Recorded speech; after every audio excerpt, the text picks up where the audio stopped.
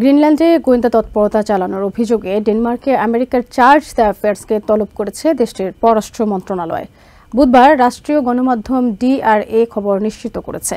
এক বিবৃতিতে ডেনমার্কের পররাষ্ট্রমন্ত্রী লার্স লোকে রাসমুসেন বলেন, কোনো দেশের অভ্যন্তরীণ বিষয়ে হস্তক্ষেপের চেষ্টা গ্রহণযোগ্য নয়। এদিকে প্রেসিডেন্ট ট্রাম্পের ইচ্ছা পূরণে ইউরোপের নিরাপত্তা প্রশ্নের মুখে পড়তে যাচ্ছে বলে উদ্বেগ জানিয়েছেন কূটনীতি বিশ্লেষকরা।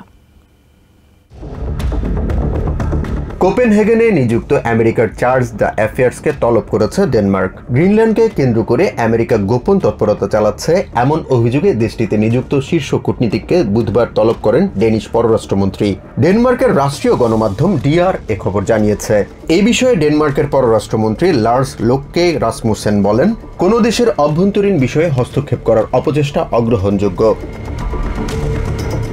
এদিকে এক বিশেষ প্রতিবেদনে ওয়াল স্ট্রিট জার্নাল জানায়, গ্রিনল্যান্ডে CIA সহ অন্যান্য গোয়েন্দা সংস্থাকে তৎপরতা বাড়ানোর পরামর্শ দিয়েছে ট্রাম্প প্রশাসন। চলতি বছর মার্চ মাসে গ্রিনল্যান্ডকে অন্তর্ভুক্ত করার ইচ্ছার কথা জানান প্রেসিডেন্ট ডোনাল্ড ট্রাম্প। এর আগে গত বছর প্রেসিডেন্ট নির্বাচনের প্রচারে গ্রিনল্যান্ডকে আমেরিকার অন্তর্ভুক্ত করার প্রতিশ্রুতি দিয়েছিলেন ট্রাম্প। ডেনমার্কের মূল ভূখণ্ড থেকে প্রায় 3000 কিলোমিটার দূরে অবস্থিত বিশ্বের বৃহত্তম দ্বীপ গ্রিনল্যান্ড প্রায় 300 বছর ধরে কোপেনহেগেনের নিয়ন্ত্রণে আছে।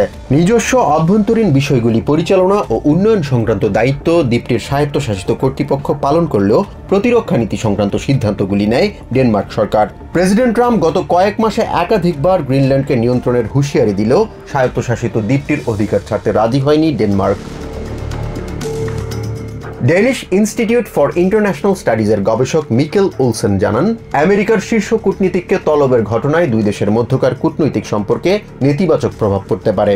ডেনমার্কের মতো গুরুত্বপূর্ণ মিত্রকে দূরে ঠেলে ট্রাম্প প্রশাসন নেটোকে দুর্বল করে ফেলছেন বলেও মন্তব্য করেন তিনি। তবে প্রেসিডেন্ট ট্রাম্পের পরিকল্পনাকে এড়িয়ে যাওয়ার সুযোগ নেই বলেও জানান ওলসেন।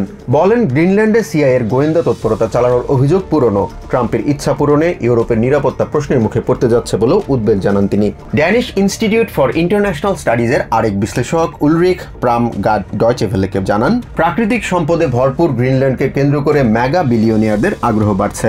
তবে গ্রিনল্যান্ডের ভবিষ্যৎ সেখানকার জনগণ এবং ক্ষমতাসীন দলের ইচ্ছার উপর নির্ভর করছে বলেও জানান এই কূটনীতি বিশ্লেষক। এদিকে গ্রিনল্যান্ডের 85% মানুষ আমেরিকার অন্তর্ভুক্ত হতে চান না বলে জানিয়েছেন ডার্টমাউথ ইউনিভার্সিটির ইনস্টিটিউট অফ আর্কটিক স্টাডিজের অধ্যাপক ম্যারিসল ম্যাডক্স।